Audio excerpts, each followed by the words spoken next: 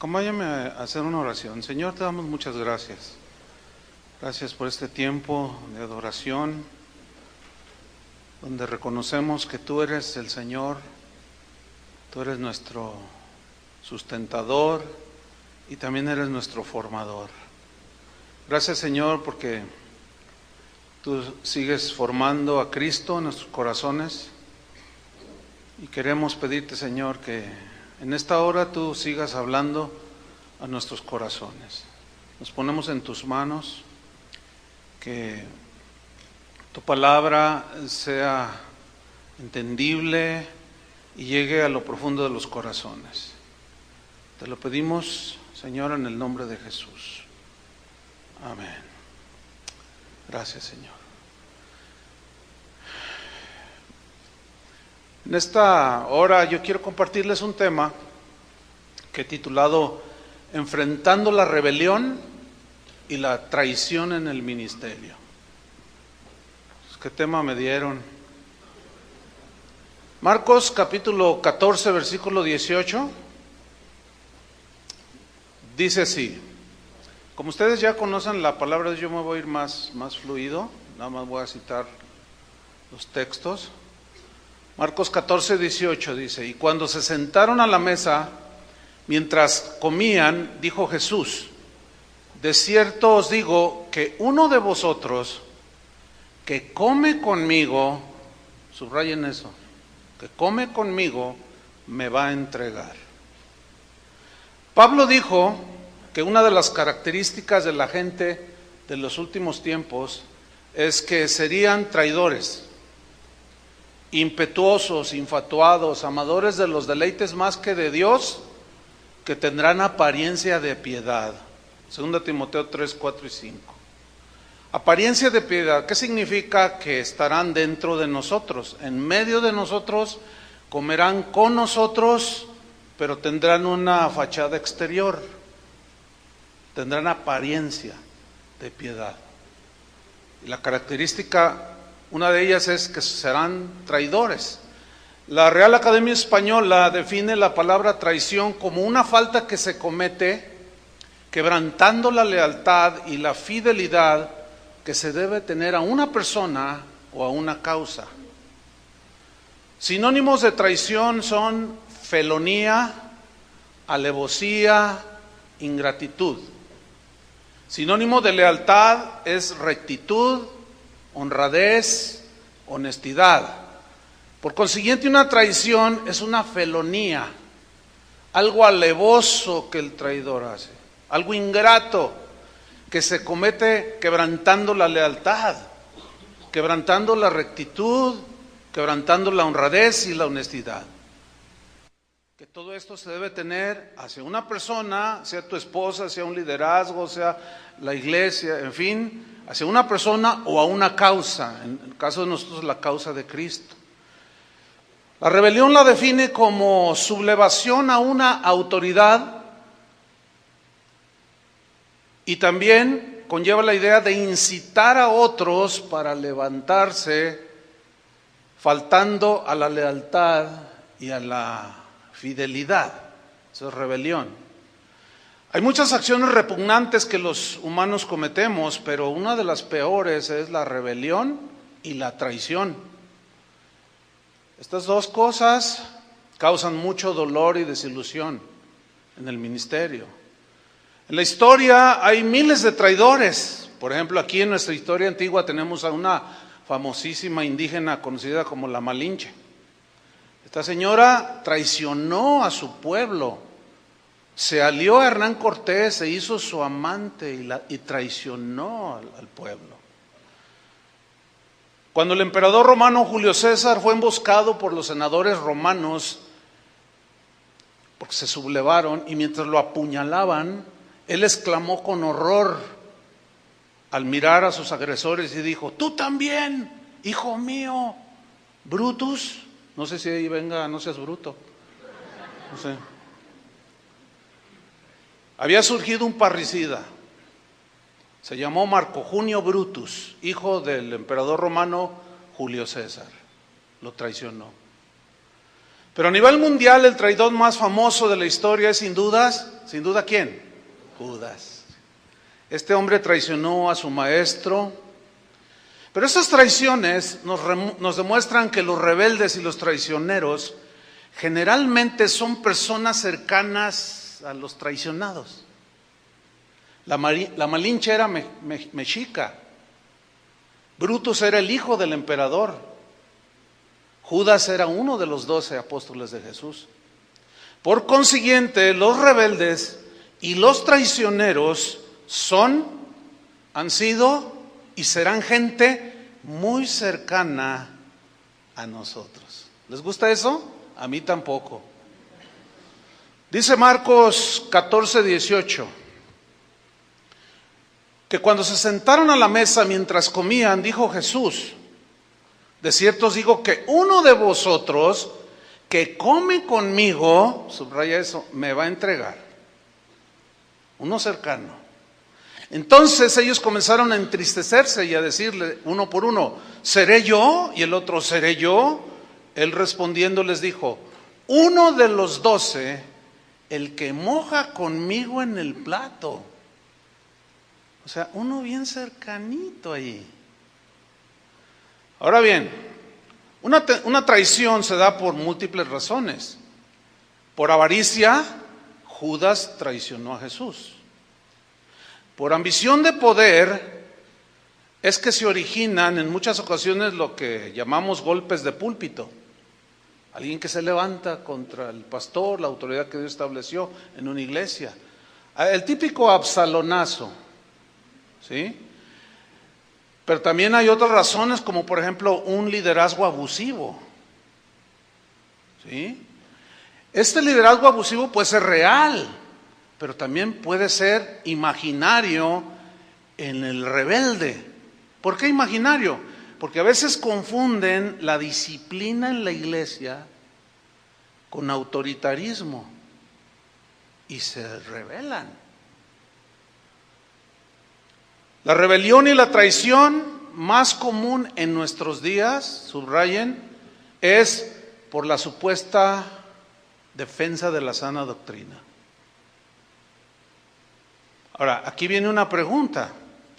¿Justifica Dios la rebelión y la traición por este y otros motivos, sean genuinos o no? La respuesta es no. ¿Cómo? No.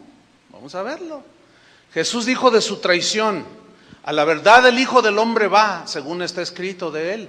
Mas hay de aquel hombre por quien el Hijo del Hombre es entregado. Bueno le fuera a ese hombre no haber nacido. ¿Por qué dijo Jesús bueno le fuera a ese hombre no haber nacido? ¿Saben por qué? Porque el Señor sabe que el rebelde y el traicionero jamás le va a ir bien. Su fin es trágico, vergonzoso. Termina en la descalificación del ministerio. Y tarde que temprano Dios los echa de su viña, a los traidores y a los rebeldes. En toda mi vida de ministerio, que ya son 37 años, para 38, no he visto a un rebelde ser bendecido por Dios. Y a un traicionero menos. Hay un ejemplo allí de David cuando llega aquel amalecita ustedes saben que Saúl se suicidó, pero llegó una amalecita y le dijo: no, pues yo pasé y estaba en la batalla y vi a Saúl y dijo: traspásame con la espada. Entonces yo lo maté, queriendo quedar bien con el rey porque sabía que era su enemigo. Y David se sorprende, le dice: ¿cómo no tuviste temor de extender tu mano para matar al ungido de Jehová? ¿Y saben cómo terminó ese? En la muerte, murió, lo mandó, le dio cuello. Así era en esos días. Por otro lado, una de las pruebas del ministerio que Dios usa, pongan atención, para tratar nuestros corazones es que tarde que temprano enfrentaremos la rebelión. Enfrentaremos la traición en nuestro ministerio. Pero debemos de cuidar de que no seamos nosotros los traidores. Porque nada más vemos: me traicionó. Pero en nosotros hay un potencial también para la rebelión y la traición. ¿Seré yo, maestro? Yo no sé. Cada quien mire su corazón. Aquí surgen dos preguntas importantes. ¿Cómo se va gestando una rebelión? Una rebelión que termina en traición. Otra pregunta es, ¿cómo debo enfrentar la rebelión y la traición en el ministerio cuando se me presente? Porque créanme, hermanos, yo quisiera decirles lo contrario, pero no. Lo van a tener que enfrentar algún día. Escúchenme bien los pastores jóvenes. No sean muy inocentes. No sean idealistas platónicos. No, a mí no, yo decreto. Mira, decreta todo lo que quieras. Tarde que temprano te vas a enfrentar con alguien que se te levante, por la razón que sea, y te va a traicionar. Vamos a ver algunos ejemplos en las Escrituras. Vamos a ver la rebelión y la traición de Judas en primer lugar. La Biblia nos deja ver que la razón de la traición de Judas fue por avaricia. El pecado de avaricia ha provocado mucha traición en los ministerios, en las iglesias. Traicionamos a Jesús, por otro lado, como ministros, cuando dejamos el mensaje del Evangelio y lo sustituimos por enseñanzas enfocadas a obtener dinero y bienes terrenales. Ahí estamos traicionando a Jesús por avaricia. Vamos a ver algunos rasgos en las Escrituras de la traición de Judas. Mateo 26:3. Dice que se reunieron los principales sacerdotes, los escribas y los ancianos del pueblo en el patio del sumo sacerdote llamado Caifás. Y tuvieron consejo para prender con engaño a Jesús y matarle. Dice el versículo 14. Entonces uno de los 12, que se llamaba Judas Iscariote, fue a los principales sacerdotes y les dijo: ¿qué me queréis dar? Y yo os lo entregaré. Fíjate, ¿qué me quieren dar? Denme algo y yo se los entrego. Y ellos le asignaron 30 piezas de plata. Y desde entonces, dice el versículo 16, buscaba oportunidad para entregarle. ¿Qué significa esto? Que el rebelde y el traicionero buscará la oportunidad para traicionarte. La va a buscar. La avaricia llevó a Judas a la traición, a la deslealtad y a la deshonestidad. Dice en Juan 18:2 que Judas conocía aquel lugar donde se reunían, porque muchas veces Jesús se había reunido allí con sus discípulos. Todo esto que Judas conocía aumentaba lo abominable de su traición. Porque lo hizo con las 3 agravantes en la comisión de un delito grave, que son premeditación, o sea, lo premeditó, lo planeó, lo calculó. El otro es alevosía, o sea, con toda maldad, de manera alevosa y con ventaja. Tomó ventaja de la confianza que le tenía a Jesús y de los demás de los discípulos. 3 agravantes: premeditación, alevosía y ventaja. Así actúa el rebelde y el traicionero. Lo planea. Hace rato Connie me preguntó, los discípulos cuando Jesús fue prendido, que huyeron, traicionaron a Jesús. Y le dije, no, esa no es traición. Esa fue una reacción del momento. Ellos nunca lo planearon. Nunca dijeron, voy a huir cuando lo prendan. No, pues ellos no. Es distinto. Entonces el rebelde siempre traiciona. Y cuando traiciona lo hace con premeditación, con alevosía y con ventaja. Yo supe un caso de unos pastores a quienes se les entregó una iglesia. Y ellos tomaron otro curso en la dirección, bíblicamente hablando, y con toda premeditación, con toda alevosía y con toda ventaja, traicionaron a quienes le depositaron la confianza. Esa traición no se dio en una semana, se dio en el lapso de 1 año, 2 años. Y de repente, ¡zas!, le dieron el golpe.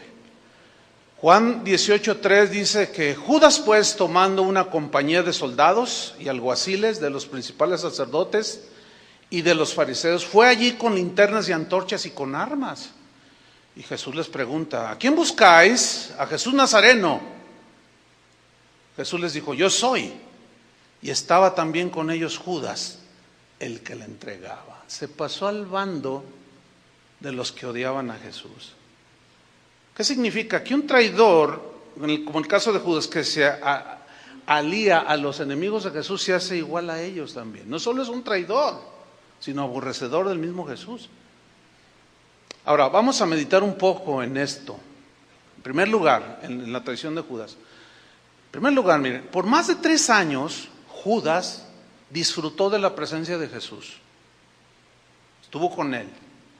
Fue uno de sus más cercanos.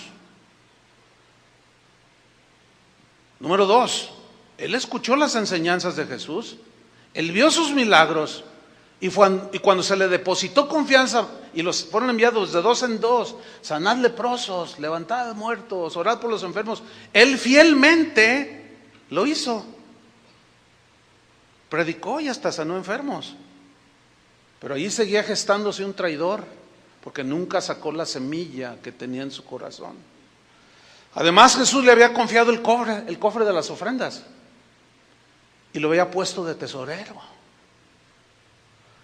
Es en esa confianza, escuchen, es en esa confianza en donde se genera una potencial rebelión y traición con los más cercanos, con aquellos en quienes depositamos confianza. Sin embargo, debemos arriesgarnos en depositar esa confianza y no quedarnos sin delegar responsabilidad y autoridad. No. Cuando Dios me llamó un tiempo en la etapa de mi vida, en el año 89, que me mandó de misionero a Sudamérica, a la Argentina, cuando yo estaba en ese diálogo con el Señor, no, sí Señor, yo me voy a donde tú digas. Entonces yo le dije, ¿y a quién le dejo la iglesia? Y él me respondió, ¿cómo que a quién? Pues a los que has estado trabajando con ellos por algunos años, los que hoy son los pastores de Casa de Oración. Entonces yo le dije, Señor, pero dice, no, tú debes de arriesgarte con ellos, así como yo me estoy arriesgando contigo. ¿Por qué? Así me lo dijo. Porque Dios ha depositado confianza en mí y Él se está arriesgando a que yo traicione esa confianza. Entonces, no, pues me desarmó y dije, no, pues está bien. Entonces, deposité la confianza, me fui y les dejé en manos de ellos la confianza. Pablo dijo en 2 Timoteo 2:2, lo que has oído de mí ante muchos testigos, esto encarga a hombres fieles. Encarga, fíjate, ahí está, delegar, que sean idóneos para enseñar también a otros.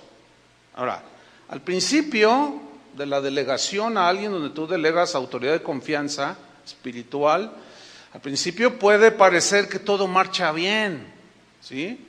Como Judas, pues todo aparentaba bien, pero en el camino, de hecho podemos iniciar bien, pero en el camino pueden suceder muchas cosas en nuestro corazón.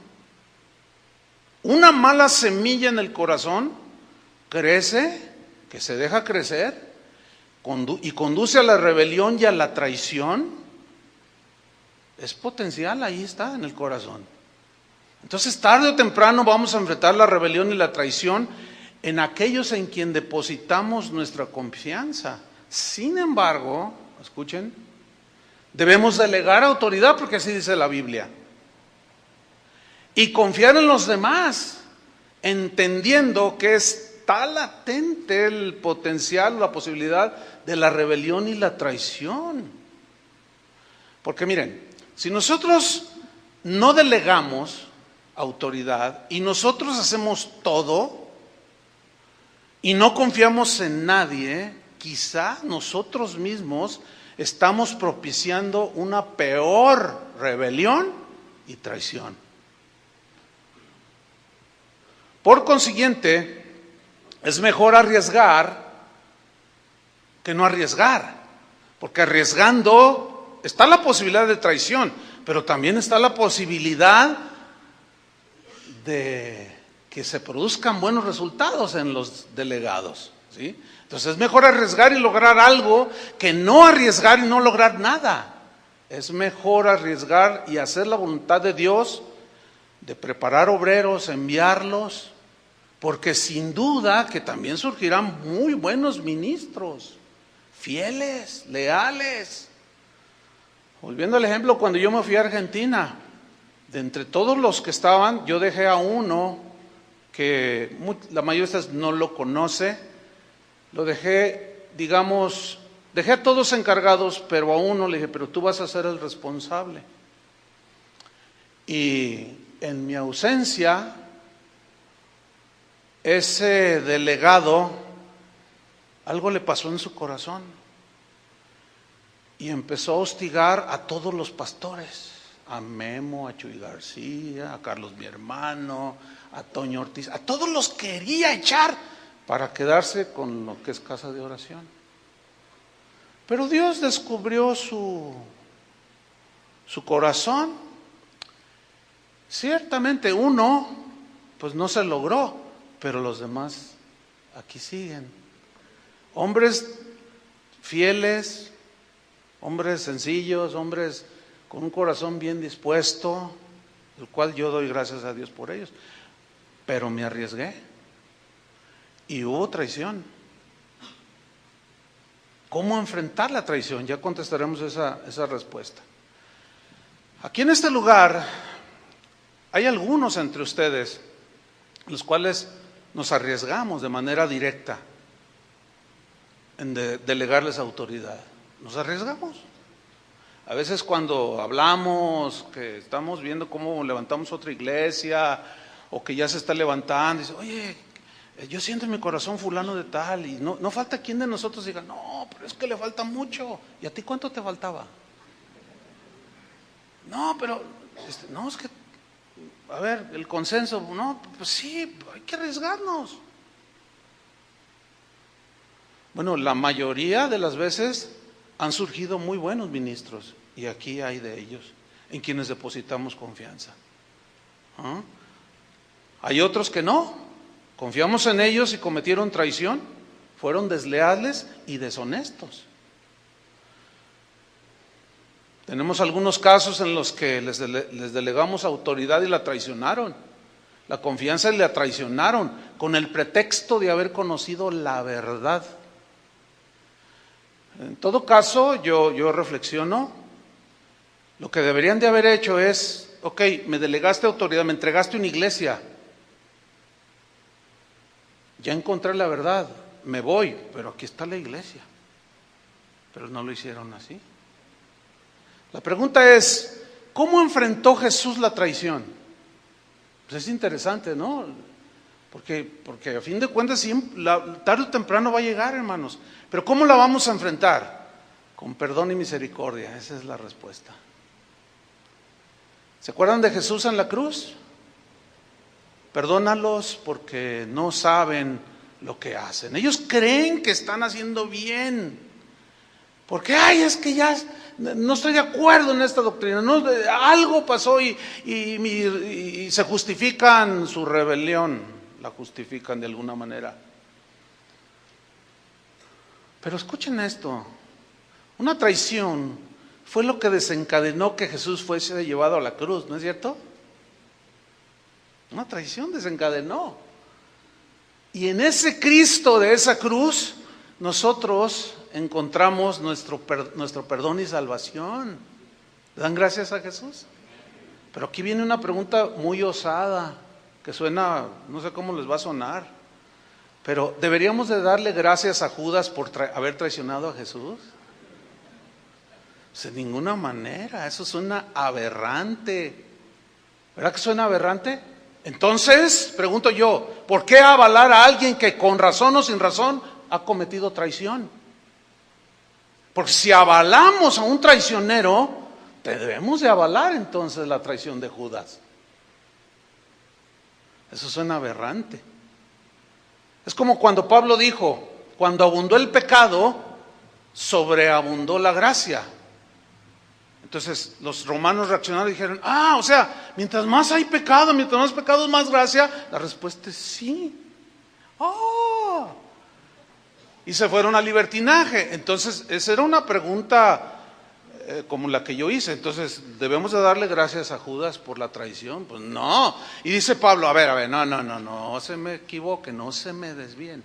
¿Perseveraremos en el pecado para que la gracia abunde? Dice Pablo, en ninguna manera, de ningún modo. Entonces, ¿cómo deberíamos ver este episodio de la traición de Judas? ¿Cómo? La respuesta es la siguiente: que Dios en su inmensa sabiduría y en su dominio, en su omnipotencia, en su omnisciencia, esa traición la encaminó y la usó para darnos a nosotros salvación. Permitió ser traicionado para que de allí surgiera nuestra salvación, la desencadenara. Pongan mucha atención. Pero ¿qué en el caso, cómo manejar o cómo funciona esto de que una traición que vamos a enfrentar de temprano en nuestro ministerio, cómo es que funcionará o cómo se desencadenará, qué desencadenará o cómo está el asunto? Escuchen esto, Dios lo va a permitir. ¿Saben para qué? Para tratar con nuestro corazón. Pero debemos de confiar que en su inmensa sabiduría Él la va a encaminar para bien. Una pregunta a todos. ¿Usted permitiría a alguien en su ministerio, o sea, dentro de sus allegados, de sus cercanos, lo permitiría estar sabiendo de antemano que te va a traicionar? ¿Lo permitirías? Yo no. ¿Ustedes? Pues, contesten o qué. Nosotros no, pero Jesús sí. ¿Pero por qué? Para que se cumplan sus propósitos. Dios en algún momento en nuestra vida permitirá la traición en el ministerio.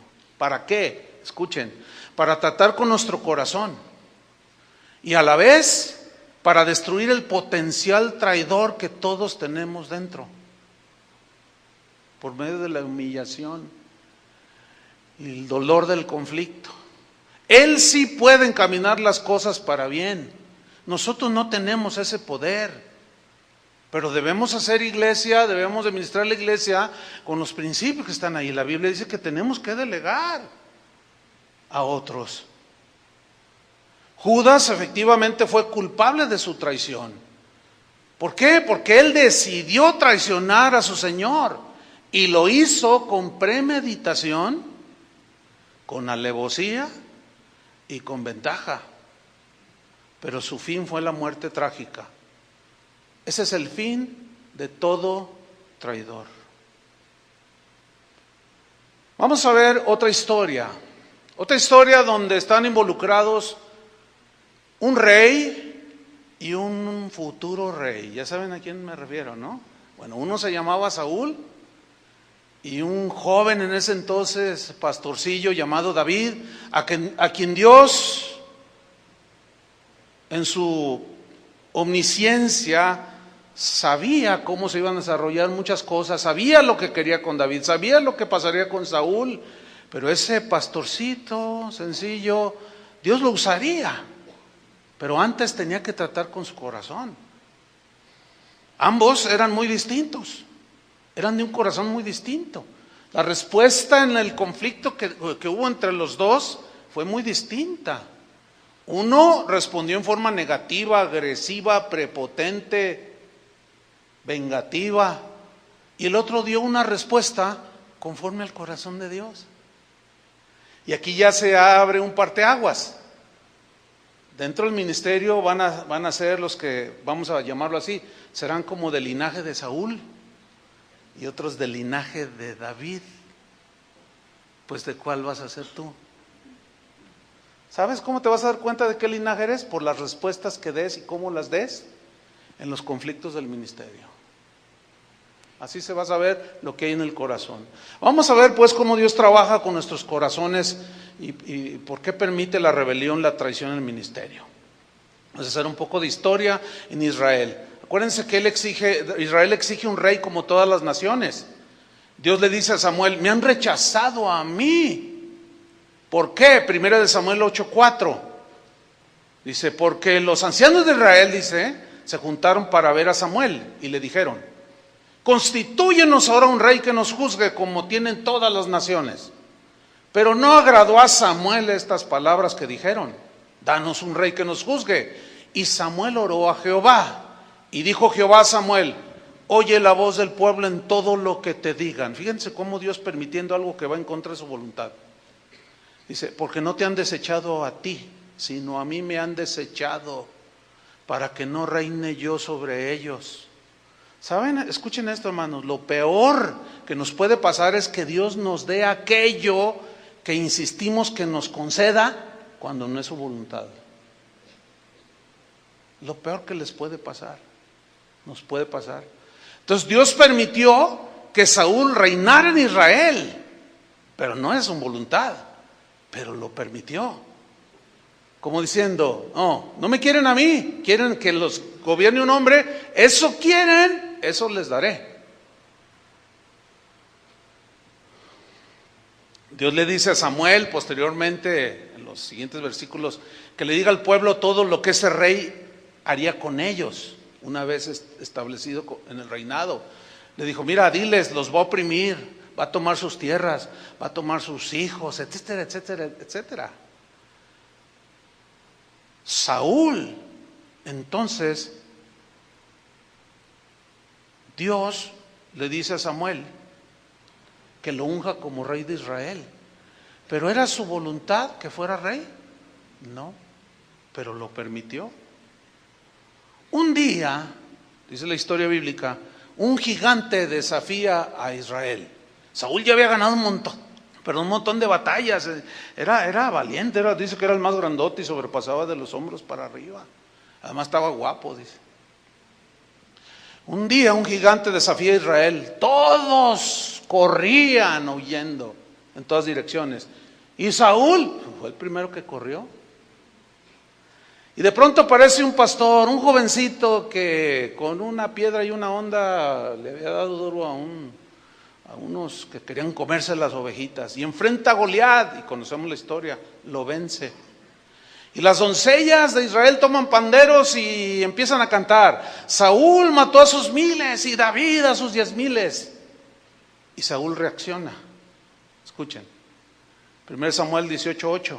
Y se enojó Saúl en gran manera. Así reaccionan los del linaje de Saúl.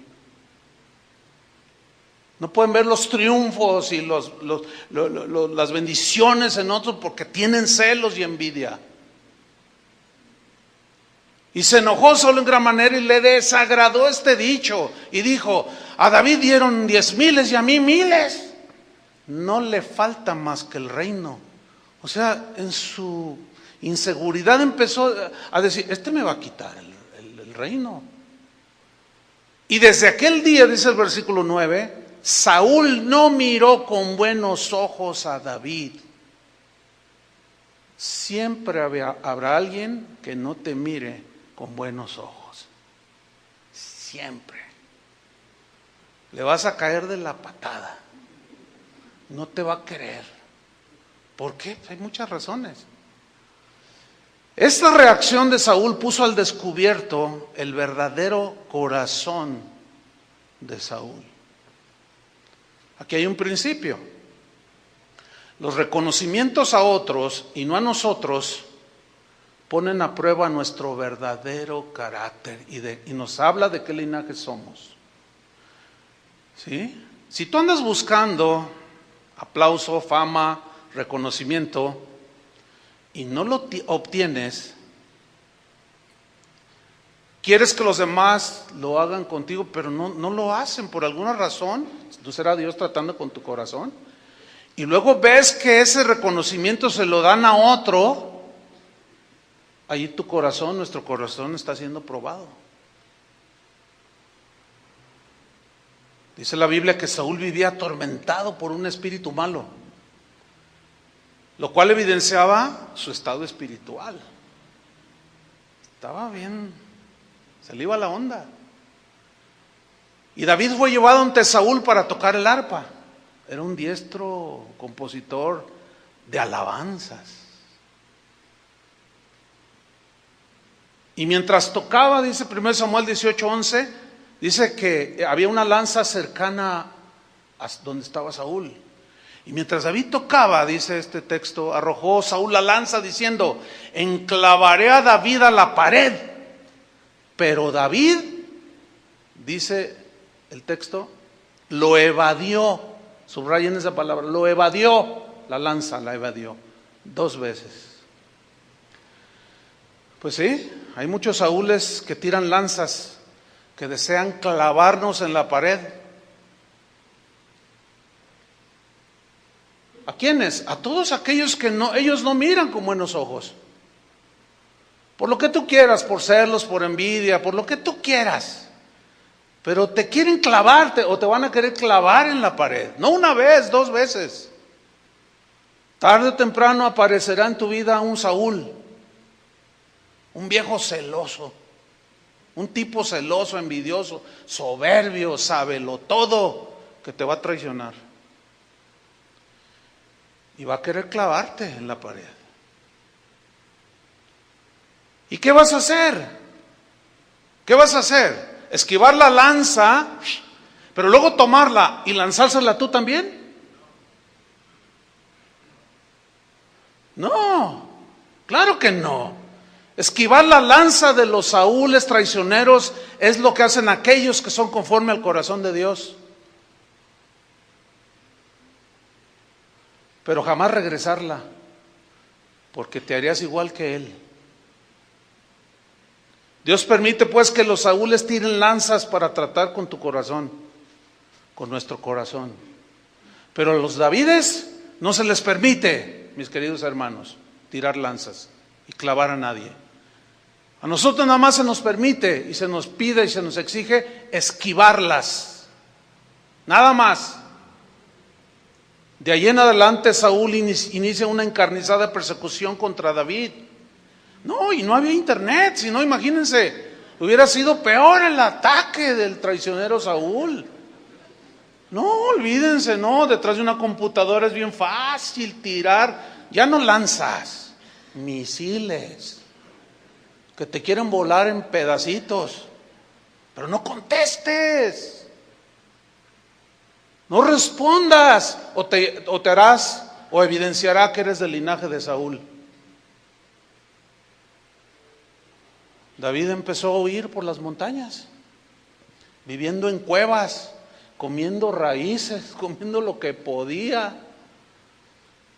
Dios estaba trabajando en el corazón de un hombre que él dijo, es conforme a mi corazón. O sea, no era en el momento que lo eligió, sino que él ya lo miraba en el futuro.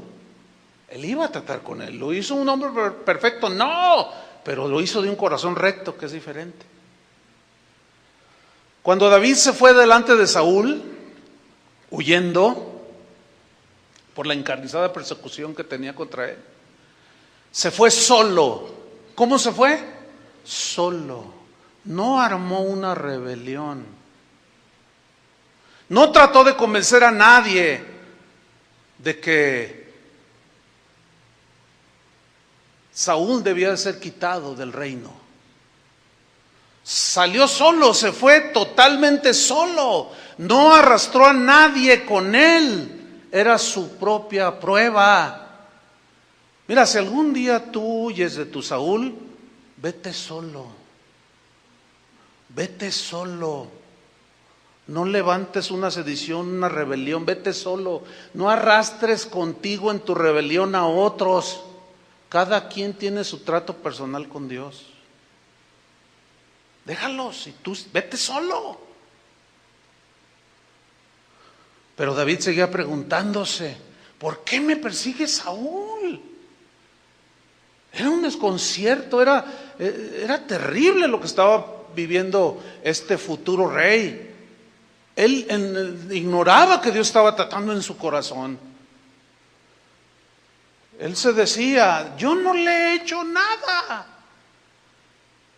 ¿Por qué me tira lanzas? ¿Por qué me persigue? ¿Por qué en la primera oportunidad me quiere matar? Señor, a lo mejor, Señor, ¿por qué permites esto? Y quizás él mismo se respondía, tal vez algún día lo entenderé, pero ahorita no lo entiendo. Y eso me recuerda cuando Jesús le lava los pies a los discípulos y Pedro se resiste, le dice, no, ¿cómo tú lavarás los pies? Me lavarás los pies. Y Jesús le responde, lo que yo hago ahora no lo comprendes, pero lo entenderás después. Saúl seguía sus encarnizados ataques contra David y hasta abrió una página de Facebook para desprestigiarlo, para hablar mentiras y calumnias, para agredir la integridad de ese jovencito que era conforme al corazón de Dios, a como diera lugar, y lo desprestigió, por lo que vamos a leer más a continuación. De ahí se deduce. Él dijo cosas como, David quiere mi trono. O sea, se deduce, se entiende, lo vamos a ver. David me calumnia, y era al revés. Me desprestigia, es un ladrón, se robó mis cosas. Le calumnia. Y el David no sabía ni qué onda ni qué hacer. Dice 1 Samuel 24:1. Cuando Saúl volvió de perseguir a los filisteos, le dieron aviso diciendo, fíjate esta historia, esta parte de la historia.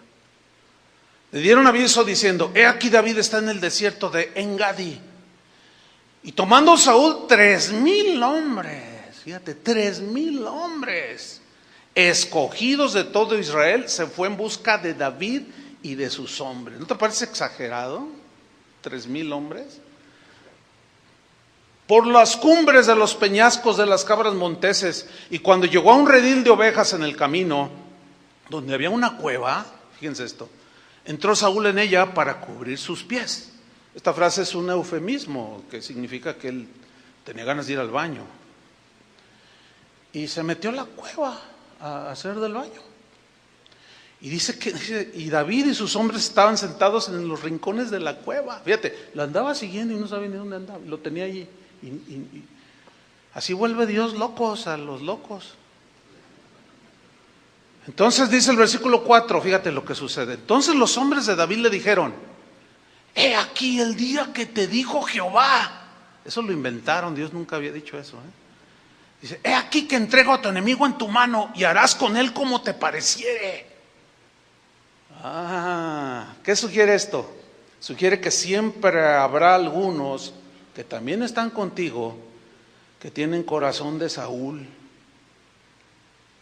que te van a incitar a la venganza. También debes de cuidarte de ellos. Gente que a veces es relativamente cercana, no ha faltado quien que no me diga, oye, dicen cosas ahí en internet, y pues yo conozco aquí cómo está pero yo sé que es calumnia, defiéndete, me han dicho. ¿Defenderme? Una vez alguien me mandó un correo diciendo, pastor, tiene que defenderse públicamente porque lo están atacando, lo están calumniando, están diciendo cosas de usted. Y ya ve que hay un dicho que dice que el que calla otorga. Entonces, si usted calla las acusaciones que hacen de usted está asumiendo que son realidad. Entonces yo le dije, ay, discúlpame hermana, era una hermanita, de esas que no faltan. Y me dijo, yo le dije a esta hermanita, mire hermanita, si yo obro conforme a ese refrán, entonces yo estoy asumiendo también que Jesús, como se quedó callado por las acusaciones y las calumnias, él asumió y otorgó que lo que decían de él, que era un borracho, comilón, que era de todo, era verdad. No me venga con filosofías. A veces los refranes tienen sabiduría, pero a veces contradicen abiertamente la palabra de Dios. Y quedarse callado es lo que dice la Biblia. Y no regresar la lanza. Dice en el versículo 4, sigo leyendo, 1 Samuel 24, 4, se levantó David, o sea, incitado, fíjate, por los que le, órale, ahí está, dale duro. Mira, ya aquí tengo un video de tu enemigo, públicalo y le das con todo. Y es bien fácil subirlos a tu ¿no? ¿Verdad que es bien fácil subirlos? Y tienes a tu enemigo allí a 10 centímetros para clavarlo con una lanza. ¿Qué vas a hacer? ¿Qué vas a hacer, Saúl? Pues a clavarlo. ¿Qué vas a hacer, David? No. Sigamos leyendo, dice. Se levantó David y calladamente cortó la orilla del manto de Saúl. Se entiende que se lo quitó para hacer del baño, ¿no? Dice el versículo 5. Después de esto se turbó el corazón de David. O sea, se desconcertó. ¿Qué? El corazón. Subráyenlo. El corazón se turbó, se desconcertó, se sacó de onda. Porque había cortado la orilla del manto de Saúl. ¿Qué vemos aquí? Aquí vemos ya un corazón que Dios ya tenía algunos logros en David. La venganza no sería parte de su futuro ministerio como rey de Israel. Versículo 6, y dijo a sus hombres, fíjate lo que les dijo: Jehová me guarde de hacer tal cosa contra mi Señor, el ungido de Jehová, que yo extienda mi mano contra él, porque es el ungido de Jehová. Pongan atención. Esta frase, ungido de Jehová, no significa que Saúl todavía en ese momento disfrutaba de la unción del Señor. No, ya se había ido. Pero seguía siendo el ungido. Había sido ungido por Samuel. Seguía teniendo una autoridad. Pero aquí es donde está la profundidad de la obra de Dios en el corazón de David. La mayoría de nosotros reacciona así: no, pues ya Dios ya lo descalificó, entonces voy a quitarlo yo. No, David él iba mucho más allá de lo que hoy se entiende como, hoy se entiende, no toques al ungido de Jehová, ustedes ya saben esto. Hoy se entiende como, yo puedo meterme con 10 mujeres, puedo robar todo, puedo hacer lo que yo quiera y no me digas nada porque tocas al ungido de Jehová.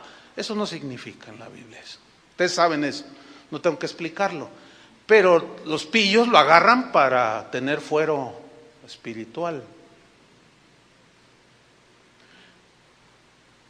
Y algunos, no entrando en esa profundidad en la que entró David, aunque aquel ya no tiene el respaldo del Señor, se levantan contra Saúl.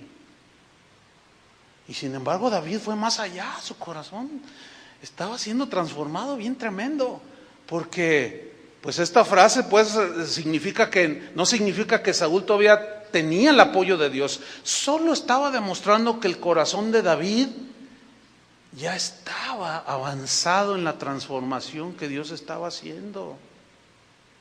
¿Para qué? Para que cuando fuera rey y enfrentara la rebelión, no hiciera lo mismo que Saúl. La verdadera causa de los celos de Saúl es que, ahí la Biblia nos lo revela, es que él estaba consciente que Dios ya lo había rechazado. Porque en el mismo capítulo 24, en el versículo 20, Saúl le dice: entiendo que tú has de reinar. Él ya sabía. ¿Se acuerdan cuando David entró, ya después que era rey, entró danzando, y Mical, la hija de Saúl, su esposa, lo despreció? ¿Se acuerdan esa parte? Entonces él dijo: no, yo voy a danzar para el Señor. Dice: Dios me escogió en lugar de tu padre, le dijo. O sea, David sabía eso, Saúl también lo sabía, los dos sabían eso. Y Saúl aquí se lo dice: entiendo que tú has de reinar. Ahora, volvamos a 1 Samuel 24:7. Dice: así frenó David a sus hombres con palabras, y no les permitió que se levantasen contra Saúl. ¿Qué hombre? Y cuando yo leo este texto, es inevitable, hermanos, que no pueda recordar al que fue nuestro pastor, el hermano Pablo Hunter, que ya partió con el Señor. Ustedes seguramente han escuchado la historia, pero él tuvo una traición, pero traición, con premeditación, alevosía y ventaja. Y yo vi que él no hizo nada, pero yo me enojé, me molesté, porque yo había visto cómo literalmente lo levantó de la miseria a ese hombre, y le delegó confianza y lo hizo hasta su tesorero, y lo traicionó y lo despojó de todo y le dio un puntapié. Entonces, cuando yo me entero, yo me enojé.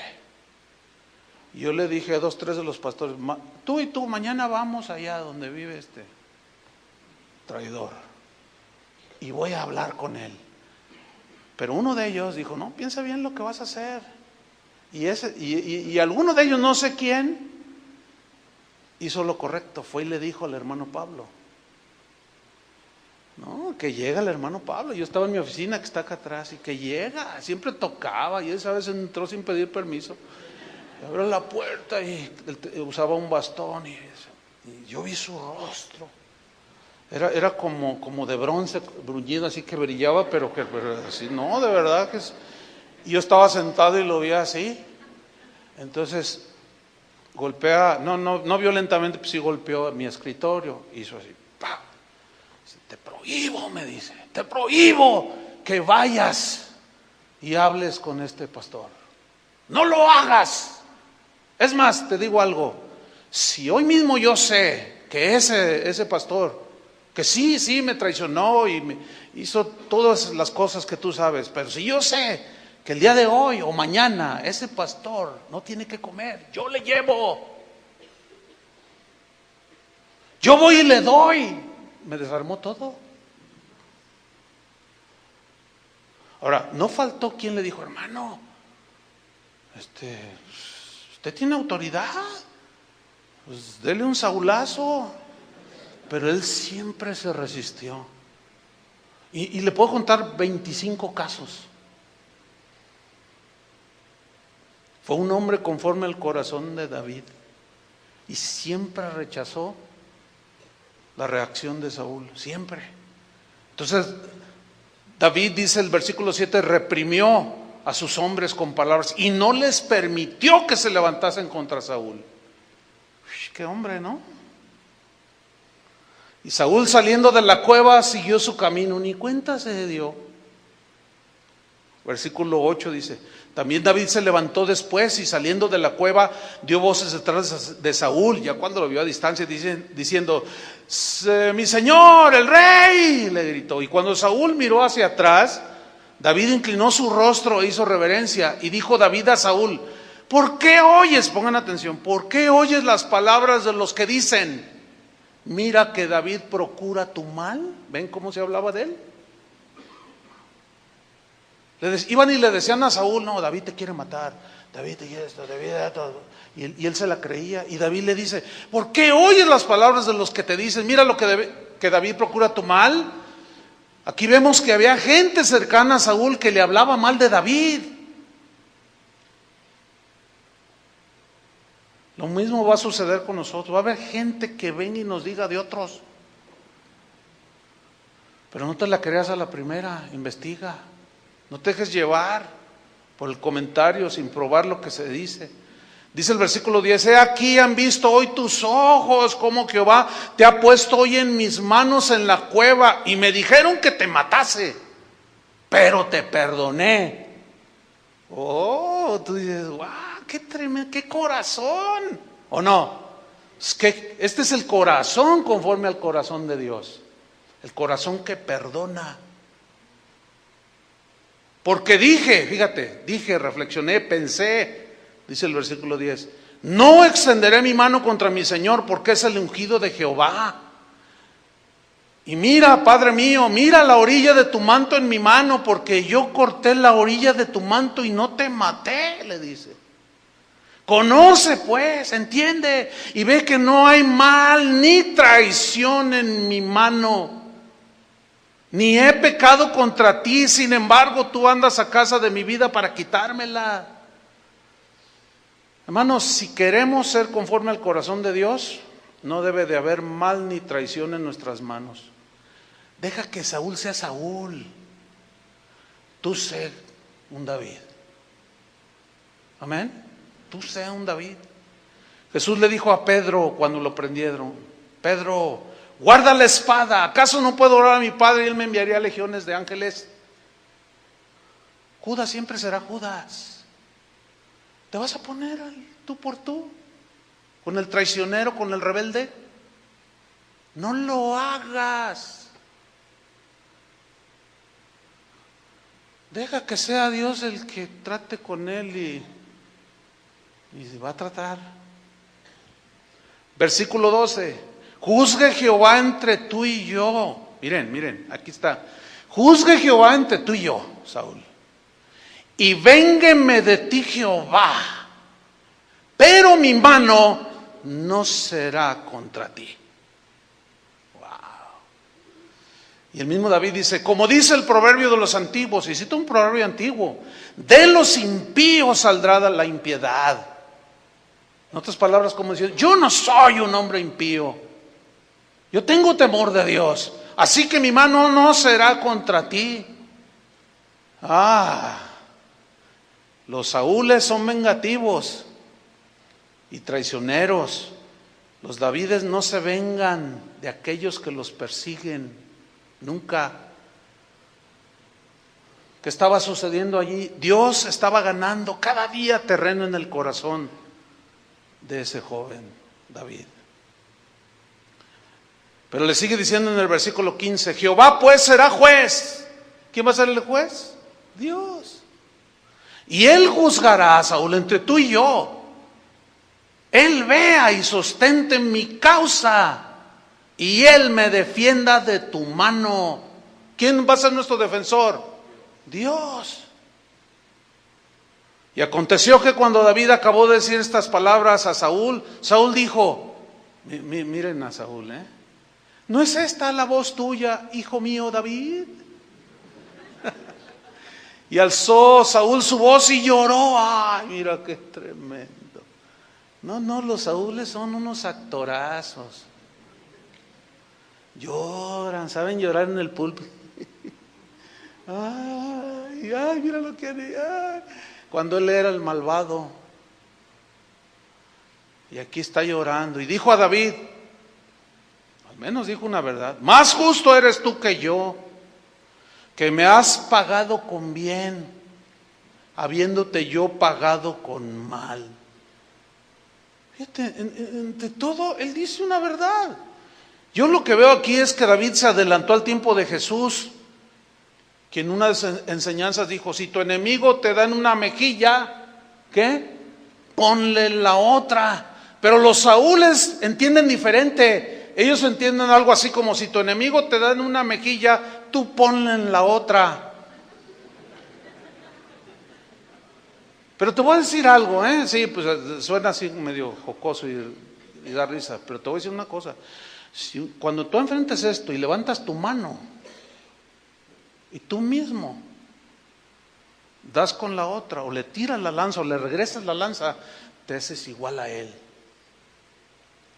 Y serás un Saúl aunque pongas carita de llorar. No levantes la mano. Pues ¿qué no dijo nuestro Señor a quien servimos? Si te dan la mejilla, ponle la otra.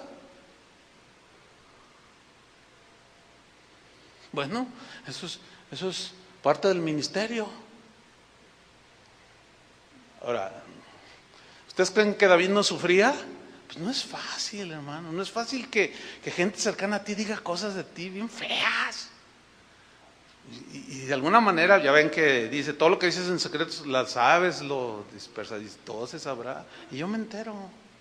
Y a veces cuando me encuentro de aquel que dijo que yo era el anticristo, y a veces de cara a cara, Dios prueba mi corazón.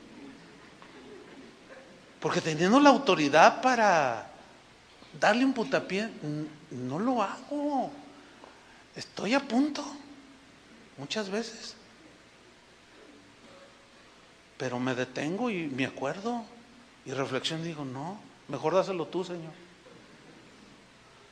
Y en todas las veces, eso sí debo decirlo, todas las veces Él es el que les ha dado el puntapié o la bofetada para que se callen.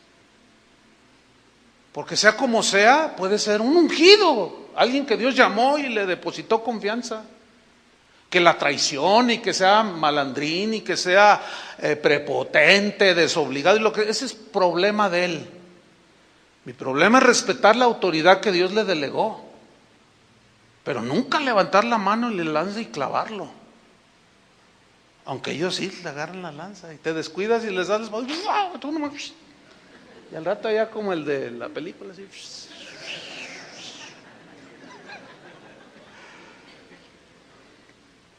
David se adelantó al tiempo de Pablo, quien escribió: no paguéis a nadie mal por mal, procurad lo bueno delante de los hombres, si es posible en cuanto dependa de vosotros, estad en paz con todos los hombres, no os venguéis vosotros mismos, amados míos, sino dejad lugar a la ira de Dios, porque escrito está: mía es la venganza, yo pagaré, dice el Señor.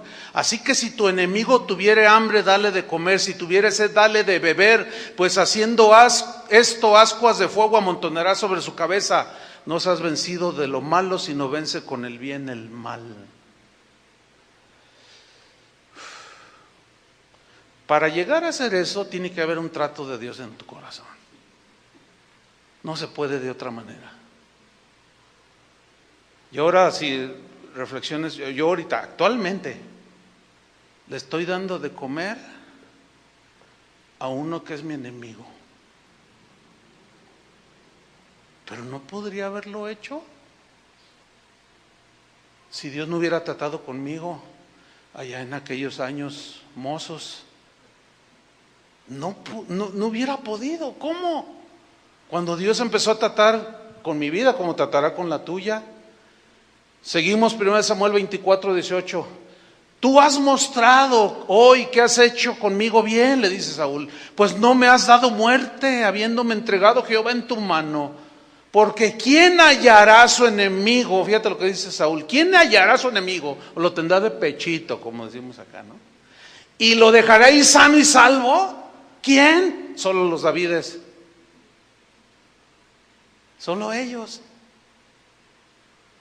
Jehová te pague con bien por lo que en este día has hecho conmigo. Y ahora dice, como yo entiendo que tú has de reinar, ahí está, y que el reino de Israel ha de ser en tu mano firme y estable.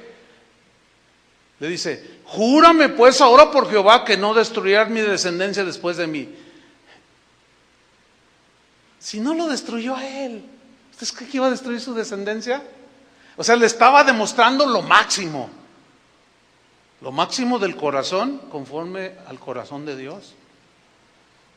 ¿Qué está grueso? Bueno, a mí se me hace así, no sé a usted. Dice, júrame que no borrarás mi nombre de la casa de mi padre. Entonces David juró a Saúl. Dijo, no, claro que no. Entonces dice que se fue Saúl a su casa y David y sus hombres subieron al lugar fuerte. Mira, si hubiera sido al revés, Saúl hasta le da el tiro de gracia. El tiro de gracia estaba buscando, ¿por qué se acuñó tiro de gracia? Bueno, es el que dice ahí en la Wikipedia que es el que se le da a aquel que es fusilado para asegurar su muerte. Y así son los Saúles.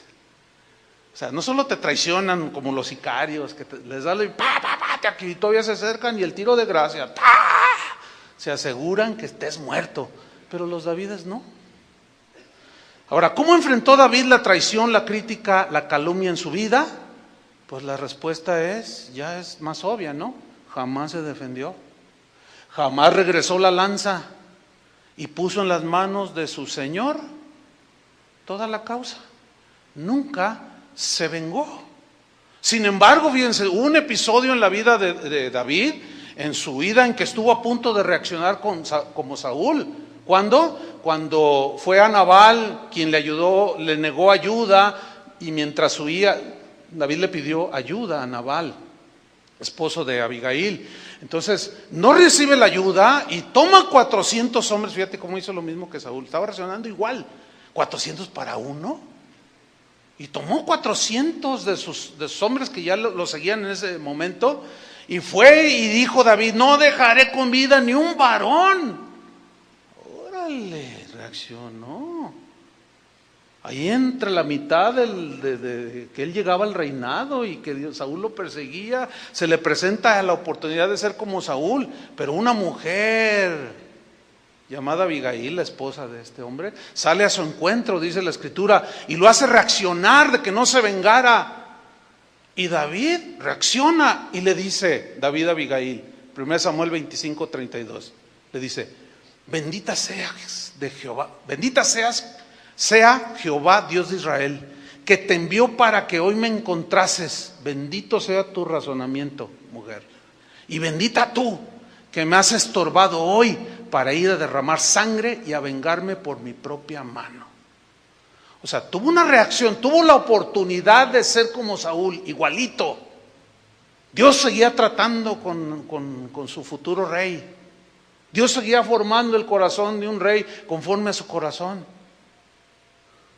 Y permitió eso, pero hubo alguien que le estorbó. Y tú y yo podemos estorbar el corazón de algunos que se quieren vengar. Y ve y hazlo reaccionar. Y dile: perdónalo, no levantes tu mano, encomienda la causa al que juzga justamente. Bueno, sabemos que finalmente Saúl muere y David asciende al trono de Israel. Oh, qué tiempos se vinieron para Israel, ¿no? Tiempos gloriosos, de conquista, de victoria. Pero el trato de Dios todavía no terminaba.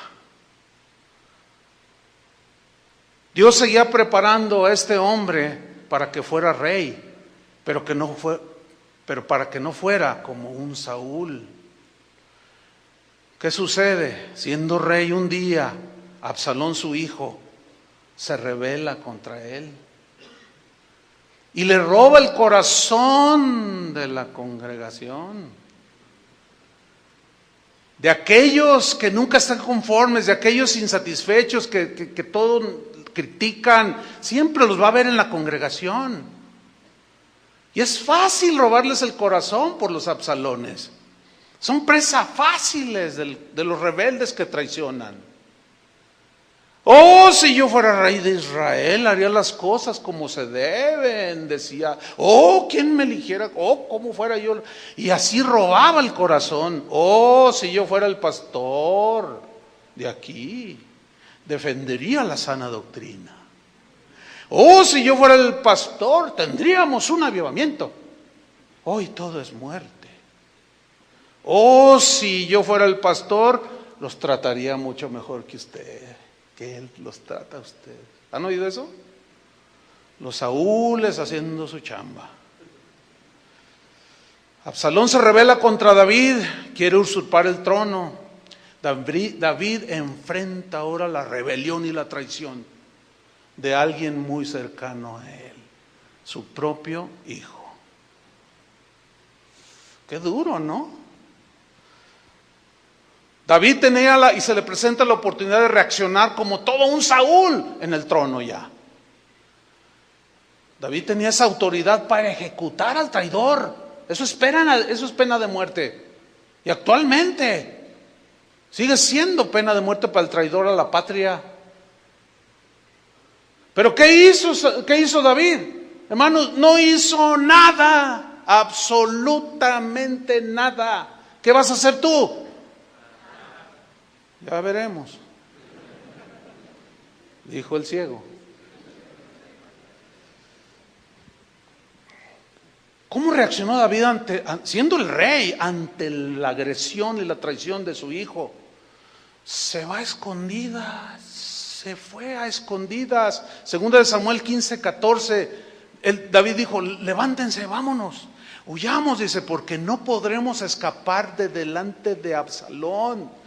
Dense prisa a partir, no sea que apresurándose él nos alcance y arroje el mal sobre nosotros y hiera la ciudad a filo de espada. Aquí parece como que no tiene nada, pero contiene todo. Una vez más tuvo que evadir la lanza, pero ahora en traición directa contra él. Solo que ahora David tenía sobre sus espaldas a mucha gente. Entiéndase, pastor, que pastorea 50, 100, 200, 500, 1000. Tiene sobre ti mucha gente. Y él reacciona teniendo bajo sus espaldas mucha gente, y él no quería arrastrarlos, ni tampoco deseaba en su corazón pues ponerlos allí a merced del traidor, arrastrarlos al desastre si enfrentaba al ambicioso Absalón. Prefirió dejarle el reino que dividir el reino. Además, no era su reino, era el reino de Dios. ¿Saben? Cuando se nos ha presentado esto a nosotros como casa de oración, hemos preferido siempre dejar. Ahí está. No peleamos ni las ovejas, ni las sillas, y menos el piano. ¿Y cuántos pleitos has habido de eso? Y la gente entre las patas. O sea, suena un poco feo, pero como dice que somos ovejas, las ovejas tienen patas, ¿no? Entonces, entre las patas, ¿no? Todos pisoteados, no me importa, pero yo aquí mando. Pues yo ya tengo mis 200 como Coré. Dice 2 Samuel 15:30, y David subió la cuesta de los olivos, mire, y la subió llorando. Sí, llora todo lo que quieras, te hace bien.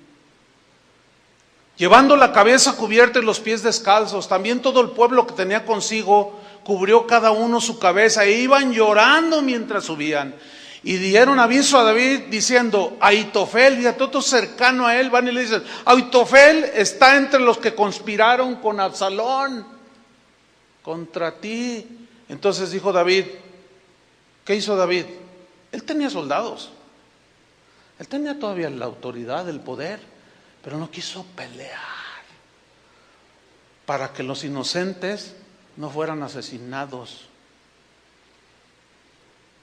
Entonces David, ¿qué hizo? David oró y dijo, entorpece ahora, oh Jehová, el consejo de Ahitofel. ¿Se acuerdan cuando Israel se rebeló contra Moisés? Hazte a un lado porque los quiero fulminar. No, y se postran, no. Y empieza a orar por ellos. Esa es la mejor medicina. El corazón de Moisés había sido transformado por 40 años, durante 40 años en el desierto. Ya les hablarán del desierto también.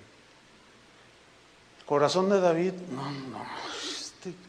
Este tipo cometió errores bien feos por la imperfección humana. Pero esto habla de un gran corazón, pero un gran corazón que fue formado por Dios.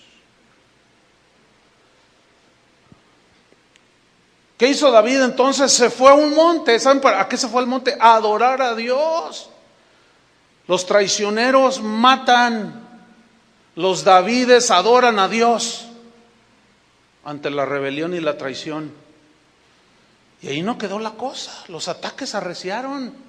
Déjenme leerle 2 Samuel 16:5 en la Nueva Versión Internacional. Dice, un hombre de la familia de Saúl, qué curioso, ¿no? Llamado Simi, no sé si será el doctor, Simi, hijo de Gerá, se puso a maldecirlo y a tirarle piedras a David y a todos sus oficiales. Y en sus insultos, Simí le decía al rey, largo de aquí, o sea, a David, largo de aquí, asesino, canalla, el Señor te está dando tu merecido por haber masacrado a la familia de Saúl para reinar en su lugar. ¿Fue así? Nunca. Pero miren lo que pensaba la familia de Saúl, que sí. ¿Por qué? Porque Saúl siempre insistió en que sí le había hecho a David algo y nunca se lo había hecho. Pero este hombre siempre creyó, se murió creyendo que David era un asesino, que David había hecho mal. Y no era cierto, había hecho la voluntad de Dios.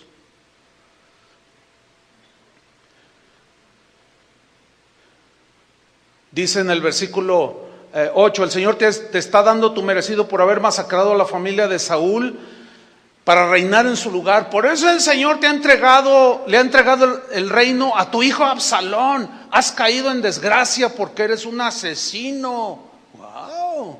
Todavía añádele a eso, ¿no? Abisaí, hijo de Sarbia, le dijo al rey, uno de sus soldados del rey, le dijo, ¿cómo se atreve este perro? Ese estaba enojado. Ese quiso reaccionar como Saúl, fíjate. Estaba junto al rey. Y aún no fue capaz de aprender del corazón del rey. Dijo, ¿cómo dice este perro muerto? ¿Cómo se atreve a maldecir a su majestad? Déjame que vaya y le corte la cabeza. Siempre va a haber un Sarbia contigo que cree que va a ser bien siendo como Saúl. Pero el rey respondió, esto no es asunto mío ni de ustedes, hijo de Sarbia. David añadió, si el hijo de mis entrañas intenta quitarme la vida, ¿qué no puedo esperar de este benjamita? Déjenlo que maldiga, pues el Señor se lo ha mandado. O sea, es algo que sabemos que no es real, Dios no se lo mandó.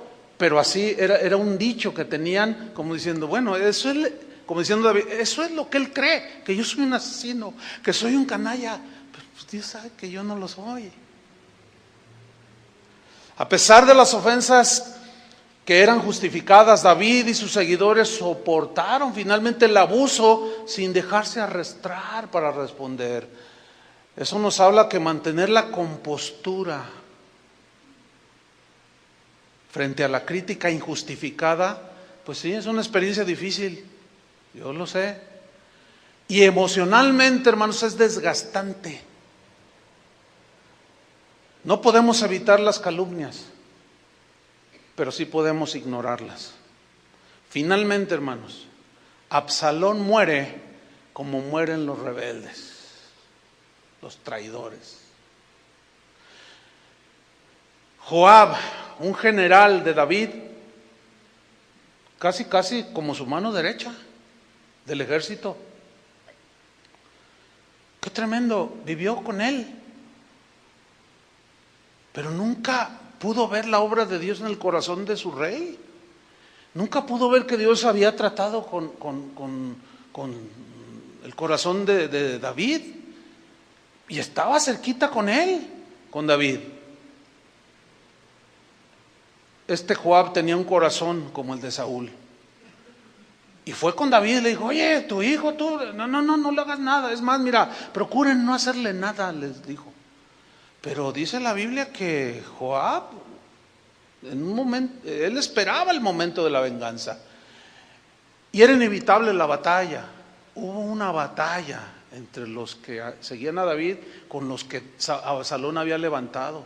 Y se levanta la batalla, pero los rebeldes fueron aplastados. Y dice la historia que en su huida, Absalón quedó trabado entre unas ramas con su espesa cabellera. Y fueron y le dieron aviso a David, pero Joab se dio cuenta. Dice que fue de su propia iniciativa, fue y tomó 3 lanzas. En la versión Reina Valera dice 3 dardos, pero la palabra que se traduce por dardo es la misma de lanza. Y tomó 3 lanzas Joab y las 3 se las clavó en el corazón a Absalón. Conclusión: los rebeldes y los traidores siempre mueren en manos de un igual a ellos. Por eso no nos conviene a nosotros la venganza. No. Déjame terminar con una historia que algunos sin duda han escuchado. Cuando Dios me llamó al ministerio, bueno, yo crecí bajo el liderazgo de un Saúl. Yo sé que aquí hay gente que puede tener aprecio, que me conoce, que puede tener aprecio por el que fue mi pastor, pero, o sea, mi intención no es vituperarlo, evidenciarlo. No diré ni su nombre, ni nada, ¿no? Esto sucedió hace 34 años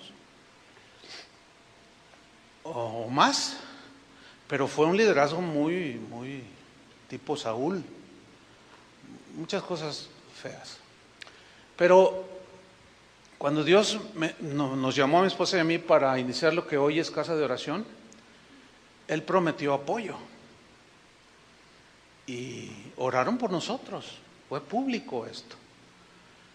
Y cuando oraron por nosotros, había 3 reuniones en ese tiempo en la iglesia, y en las 3 Él dijo: vamos a apoyar al hermano Chuy, que el Señor se lo lleva, y que dice, pero vamos a recogerle una ofrenda. Y recogió una ofrenda que después yo me enteré que ascendía en aquel tiempo, porque es como el tiempo de ahorita, que el peso se devaluaba y aumentaba el precio del dólar, y el administrador esa ofrenda la tomó y fue y la cambió por dólares. El mismo administrador me lo dijo, eran un poco más de $12,000. En esos años, hace 34 años de eso, con $5,000 te comprabas un auto del año. Digo, para que se den cuenta el volumen de dinero que juntó el pastor. Y cuando yo fui al siguiente día para que me diera, yo no tenía un peso. Él me dijo: ¿a qué vienes? ¿Vienes por la ofrenda? No te la voy a dar, me dijo. Si Dios te llamó, que te mantenga Él. Si Dios te llamó, me dijo, Dios te mantendrá, pero yo no te voy a dar ni un centavo. Fue una lanza que medio esquivé. Digo medio porque pues estaba joven, yo tenía 26 años, inexperto, pero hubo un misionero que me estorbó, que llegó a mi casa y tocó. Y cuando lo vi, ¿qué haces aquí? Dice: vengo en el nombre del Señor. Dios me mandó para decirte, no levantes tu mano, todo está a tu favor, todo es para ti, todo es tuyo. Dice: pero no levantes tu mano contra él, ni se te ocurra hacer nada en contra de él. Pero es que como cuando David reaccionó cuando Nabal, nomás que yo no tenía 400, nomás tenía mi esposa.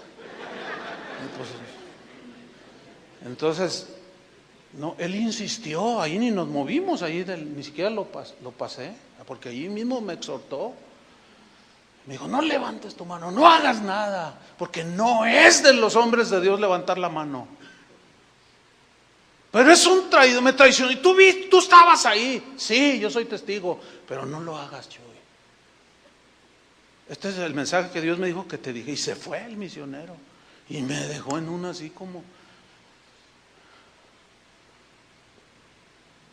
Y empezó la lucha, y claro, pues la herida ahí estaba, y luego iniciamos Casa de Oración, y Dios empezó a bendecir, empezó la gente a llegar, y en un año ya eran 200 personas, y empezó a decir el pastor que bueno, así es, que es un tipo Saúl, porque así reaccionan los Saúles. Empezó a decir que yo le había robado la gente que teníamos ahí, era mentira. Empezó a calumniar que yo le había robado instrumentos, una guitarra que yo usaba para dirigir la alabanza en ese tiempo, que yo se la había robado. Y era mentira, vil. Hasta mi papá me ajustó para comprar esa guitarra. Todo era mentira, ¿no? Unas lanzas. Pero siempre estuvo alguien que me estorbó. Esquívala.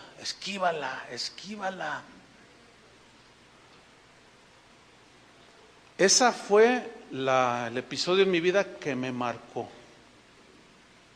Ahora, en ese tiempo no lo entendía, pero ahora ya lo entiendo bien. Porque ¿cómo podría yo soportar, no una lanza, 500 lanzas? O una docena, o 2 docenas. ¿Cómo iba a poder soportarlas? ¿Cómo iba a poder esquivarlas? Si Dios no hubiera tratado con mi corazón. Y la lucha fue muy fuerte, y claramente Dios me dijo: si tú no perdonas, ahí te vas a quedar. Después yo tuve en mis manos la oportunidad de evidenciar a mi Saúl y lo pude haber destruido. Y Dios me dice, no levantes la mano, porque él había hecho algo terrible, ni lo voy a mencionar. Y yo tenía todo en mis manos. Dios lo puso ahí a 1 metro para clavarlo en la tierra. Y no faltó quien me dijo, ahorita dale, mira, con todos los que te vituperó, diles quién es, aquí están las pruebas. Pero ya Dios había trabajado. Dije, no, yo no voy a hacer nada. No entendía, pasaron los años y ahora ya entiendo. Dios trabajó. Por eso es que ustedes no verán nunca una respuesta ni en internet, ustedes nunca la van a ver. Nunca la van a ver, el regreso de la lanza. Nunca voy a regresar una lanza. Pero no ha sido fácil. El problema, ¿saben dónde está? En la respuesta que cada uno le dé. Ahora, probablemente tú estás ahorita en la luna de miel, no, tus líderes, no pasó usted, yo soy su escudero. Yo sé que, no hombre, y yo te doy la vida por ti. Bueno, solo Dios conoce sus corazones. No, pues qué bueno, disfruta ese tiempo, pero tampoco te vayas al otro lado, será este. No, porque aunque haya uno ahí metido, que seguramente entre tus 12 los tendrás. Por eso no eres del G12, ¿verdad? Porque no quieres un Judas, pero aún con todo. Entonces, ahí va a estar, ¿qué vas a hacer? Porque tarde o temprano te va a surgir o un Saúl o un Absalón. Oremos. Señor, te damos muchas gracias por tu palabra. Gracias porque sin duda tú nos estás preparando, has trabajado en nuestros corazones. Hay jóvenes aquí, pastores, que han iniciado y su corazón puede ser recto, es recto sin duda, pero a veces hay inocencia, hay desconocimiento de que estas vicisitudes del ministerio se van a presentar tarde que temprano. ¿Cómo vamos a reaccionar?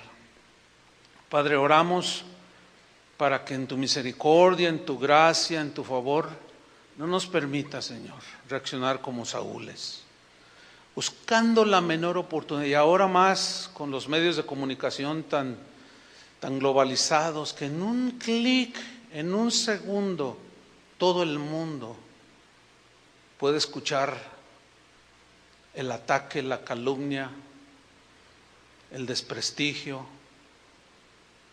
y se riega la amargura. Señor, no nos permitas retomar la lanza que nos pueden tirar algunos y regresarla. No. Mejor trata nuestro corazón y fórmalo conforme al corazón que formaste en David. Cometeremos errores, como sin duda sucederá también, somos humanos, pero nunca será porque tenemos un corazón o porque tengamos un corazón como el de Saúl, sino como David. Padre, fórmanos, Señor. Fórmanos, Señor.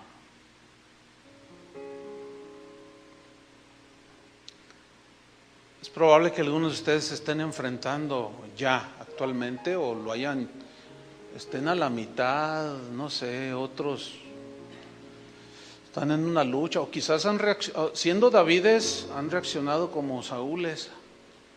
No lo sé, pero si hay algo que arreglar con el Señor, pues hay que arreglarlo.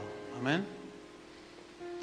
Si tú estás en esa lucha y tus fuerzas desfallecen, pues quisiéramos orar por ti, alentándote a que no levantes la mano, no hagas nada, déjalo en las manos del Señor. Y ahorita todas estas enseñanzas, una enseñanza como esta ya no es una teoría en mi vida. Yo había escuchado de recién en el ministerio, pero cuando se presenta, ahora ya es una experiencia, ya es algo vivido. Y les puedo asegurar esto: Si tú no levantas la mano y dejas las cosas en las manos del Señor, Él se va a encargar siempre se ha encargado con los rebeldes en el ministerio que Dios nos encomendó, siempre, y los ha puesto en su lugar, tarde o temprano.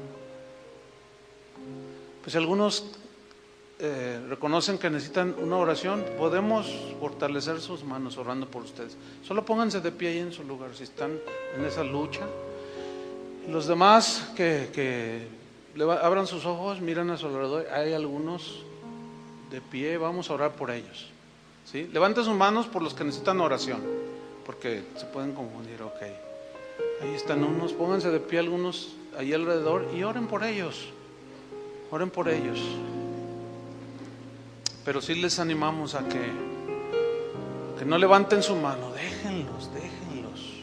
Claro, protejan al rebaño, pero ustedes no levanten su mano, no hagan nada.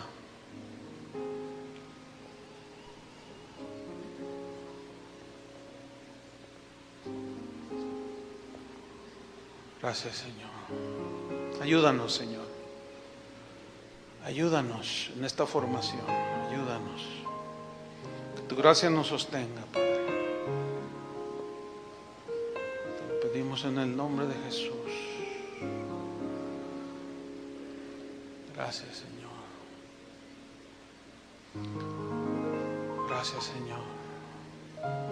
Y todos aquellos que están viviendo un tiempo hermoso de unidad, de armonía, disfrútenlo, pero estén alertas, porque en cualquier momento surge un Nabal, un Saúl, un Absalón. En cualquier momento surgen, y allí tú debes de darle una buena respuesta al Señor.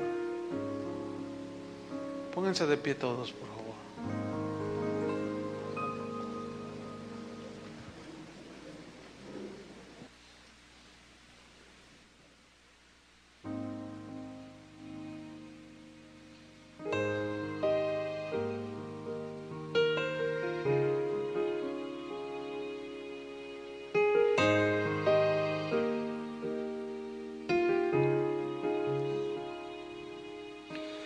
¿Quién habitará en tu tabernáculo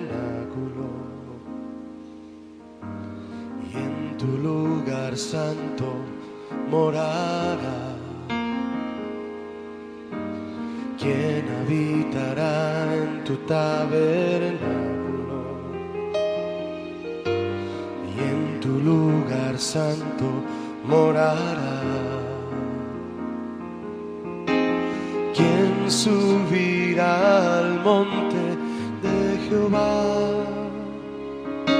¿Y quién estará en su santo lugar? El limpio de manos y puro de corazón, el que anda en integridad y su boca habla la verdad. No resbalará jamás, el limpio de manos y puro de corazón, el que no habla para calumniar, ni desea a su vecino el mal. Jehová lo bendecirá.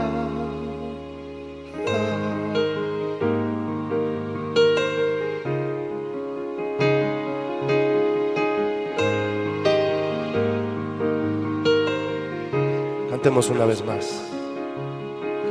¿Quién habitará en tu tabernáculo, en tu lugar, y en tu lugar santo morará? ¿Quién habitará en tu tabernáculo y en tu lugar santo morará? Dile al Señor. ¿Quién subirá al monte de Jehová? ¿Y quién estará en su santo lugar? El limpio de manos y puro de corazón, el que anda en integridad y su boca habla la verdad. No resbalará jamás el limpio de manos y puro de corazón, el que no habla para calumniar ni desea a su vecino el mal. Jehová lo bendecirá.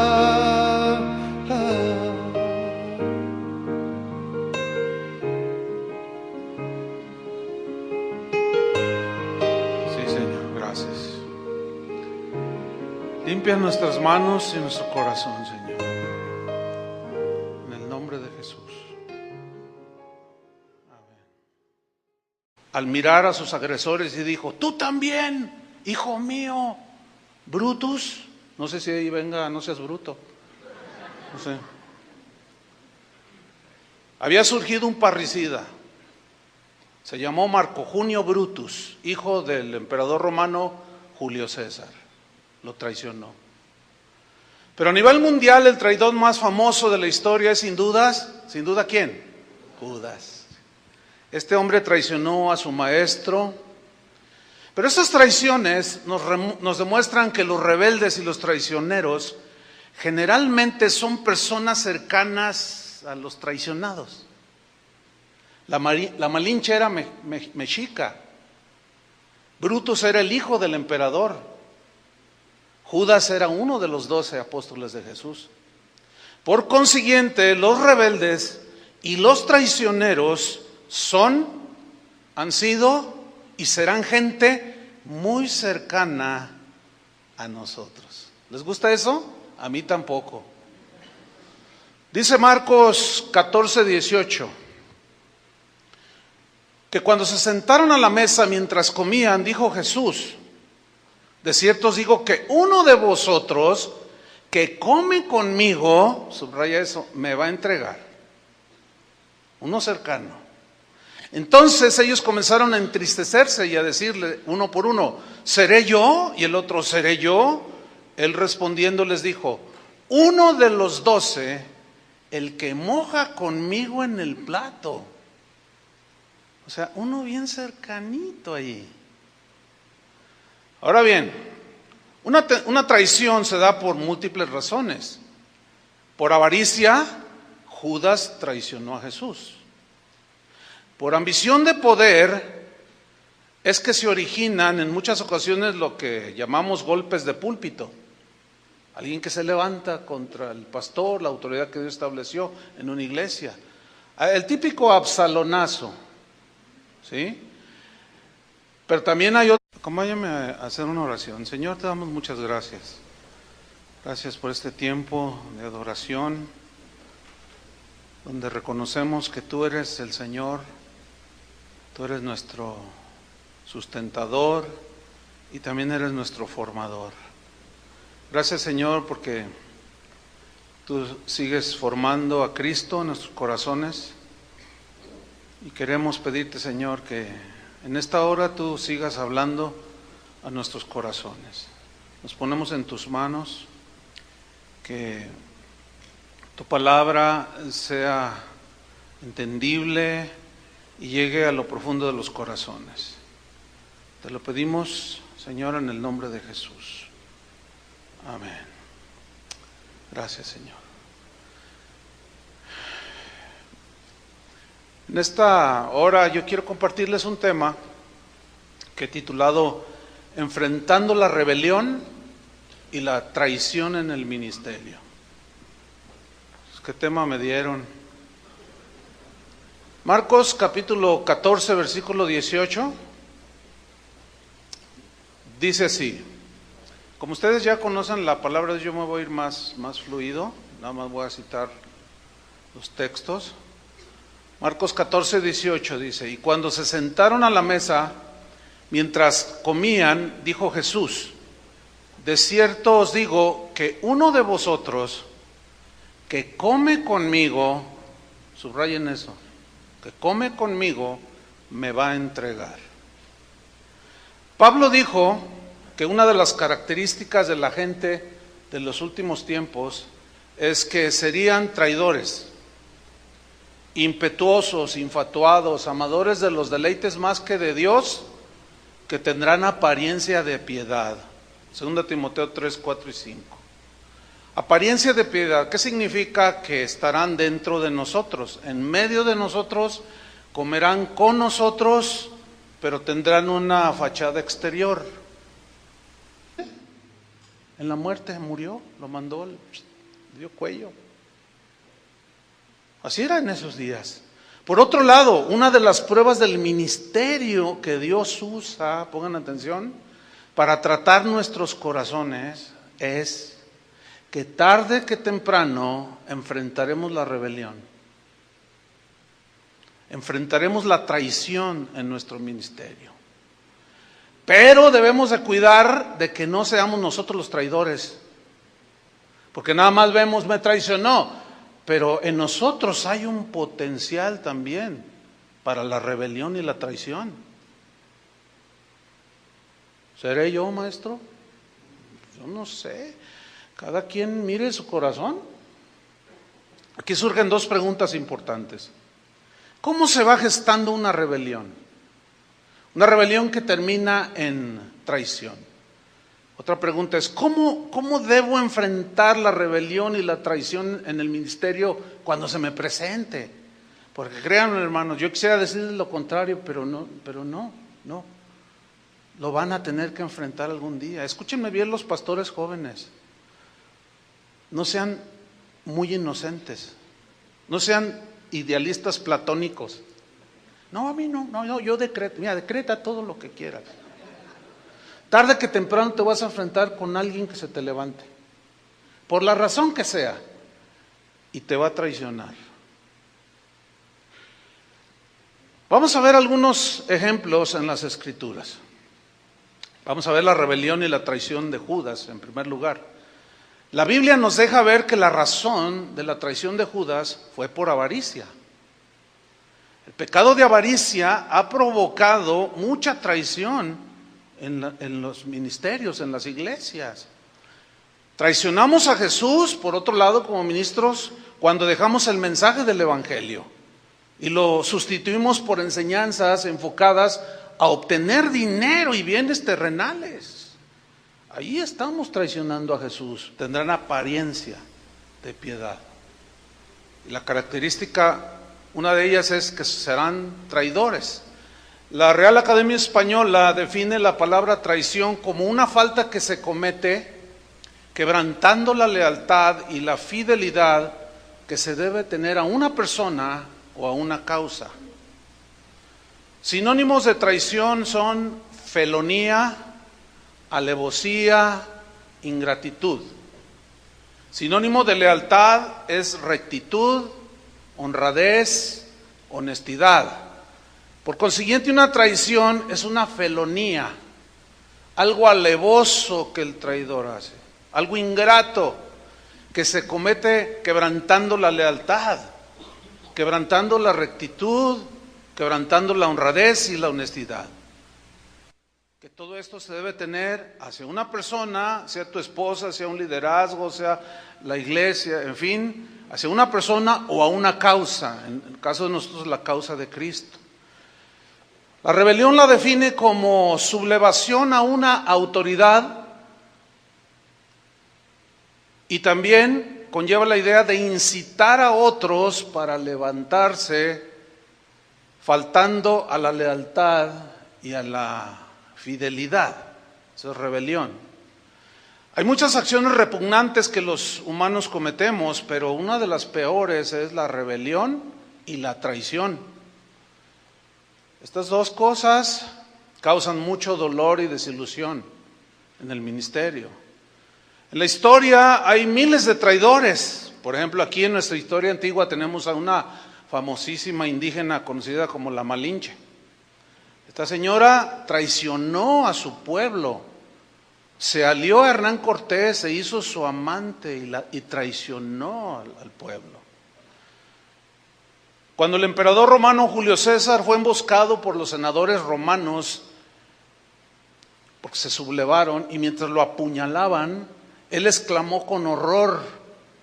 Otras razones, como por ejemplo un liderazgo abusivo. ¿sí? Este liderazgo abusivo puede ser real, pero también puede ser imaginario en el rebelde. ¿Por qué imaginario? Porque a veces confunden la disciplina en la iglesia con autoritarismo y se rebelan. La rebelión y la traición más común en nuestros días, subrayen, es por la supuesta defensa de la sana doctrina. Ahora, aquí viene una pregunta. ¿Justifica Dios la rebelión y la traición por este y otros motivos, sean genuinos o no? La respuesta es no. ¿Cómo? No. Vamos a verlo. Jesús dijo de su traición: a la verdad el Hijo del Hombre va, según está escrito de él. Mas hay de aquel hombre por quien el Hijo del Hombre es entregado. Bueno le fuera a ese hombre no haber nacido. ¿Por qué dijo Jesús bueno le fuera a ese hombre no haber nacido? ¿Saben por qué? Porque el Señor sabe que el rebelde y el traicionero jamás le va a ir bien. Su fin es trágico, vergonzoso. Termina en la descalificación del ministerio. Y tarde que temprano Dios los echa de su viña, a los traidores y a los rebeldes. En toda mi vida de ministerio, que ya son 37 años, para 38, no he visto a un rebelde ser bendecido por Dios. Y a un traicionero menos. Hay un ejemplo allí de David cuando llega aquel amalecita ustedes saben que Saúl se suicidó, pero llegó una amalecita y le dijo: no, pues yo pasé y estaba en la batalla y vi a Saúl y dijo: traspásame con la espada. Entonces yo lo maté, queriendo quedar bien con el rey porque sabía que era su enemigo. Y David se sorprende, le dice: ¿cómo no tuviste temor de extender tu mano para matar al ungido de Jehová? ¿Y saben cómo terminó ese?